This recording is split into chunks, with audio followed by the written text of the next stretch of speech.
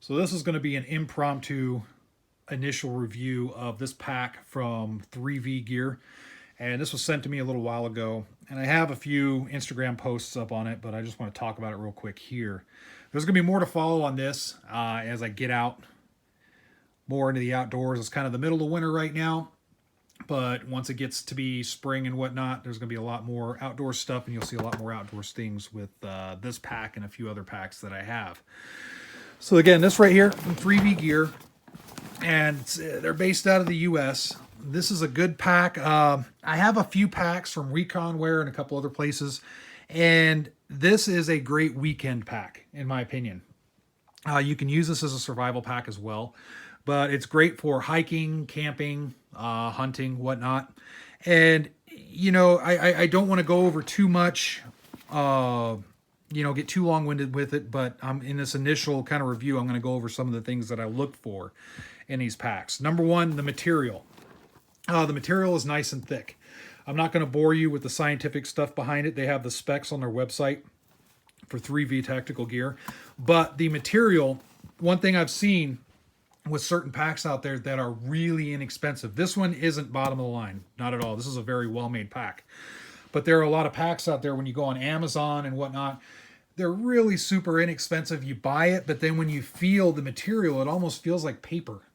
And it tends to, over time, it rips really easily. It's just really poorly made. So, you want to avoid that. That's why I like sticking with companies like 3V. Reconwear is another one. I love their pack. I've had their pack for a while. That one's gotten a lot of use and this one is going to get a lot of use as well. The material is nice and thick. The stitch work, see if I can get close. I like to pay attention to the stitch work, and I've talked about it in other videos. No matter what configuration you're going for, look at the stitch work, because that's what's going to make or break these things, especially when you got load-bearing areas like this. These are your straps right here. If you have poor stitch work over time, it's going to come loose, and your pack is just going to fail on you. Same thing with the MOLLE. I know the lighting's not the greatest here, but the MOLLE work, you want the stitch work to be good, because on lower quality packs, it's just the stitch work isn't done well, the MOLLE will start to pop out. And I've seen that quite often, but this is done very well. So this pack right here, you've got two outer compartments here. You have a smaller outer, you have this additional utility outer compartment. You have a couple main compartments here with additional pouches and stuff inside so that way you can organize your stuff. It is padded here, which aids in comfort. I really like that. You see it right there. This does have a waist strap to go around your front to aid with the comfort of the pack as you wear it for long distances or you're tackling heavy terrain. The MOLLE is well placed. You got tons of MOLLE right here and then on each side, so that way if you want to put additional auxiliary pieces of gear, pouches or whatnot, you certainly can. Zippers are done very well. Good quality. The stitch work with the zip ring is good. I don't see any issues with that. The buckles, they're all polymer buckles, but the polymer is nice and thick, and I don't see any issues with those holding up over time. I would always prefer to have metal, but if you're looking for metal fasteners and stuff, that's going to drive prices way up.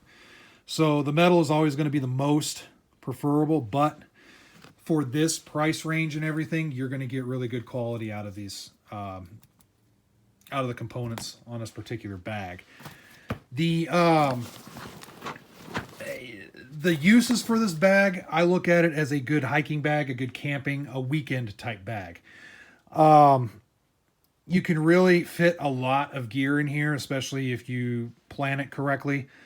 And, for those that don't know, when you're packing up something like this, and you're using it either as a just a weekend bag, a camping bag, or a survival type situation, a bug out bag or whatnot, there's kind of a method to the madness. And if you can go to a lot of outdoors sites and survivalist channels and stuff like that, and backpacker channels, they kind of turned it into an art form, and there's a method to the madness and a way to pack these things so that way you can get the most bang for your buck. And I'll probably go more over into that in the spring. I'm still learning some new tips and tricks and looking at gear and whatnot, because I'm going to go more into the outdoors type thing as I evolve with the channel.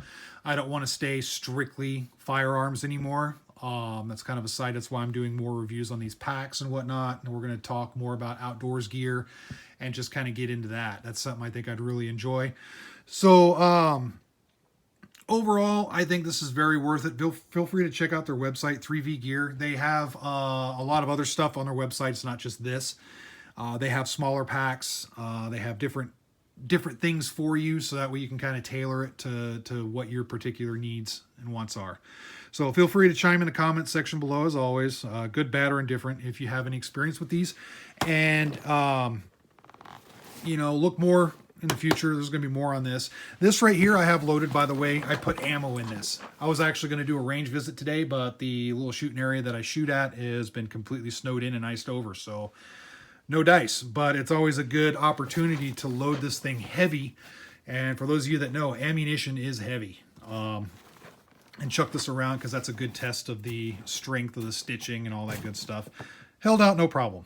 So with that said, thanks a lot for watching, and as always, stay safe.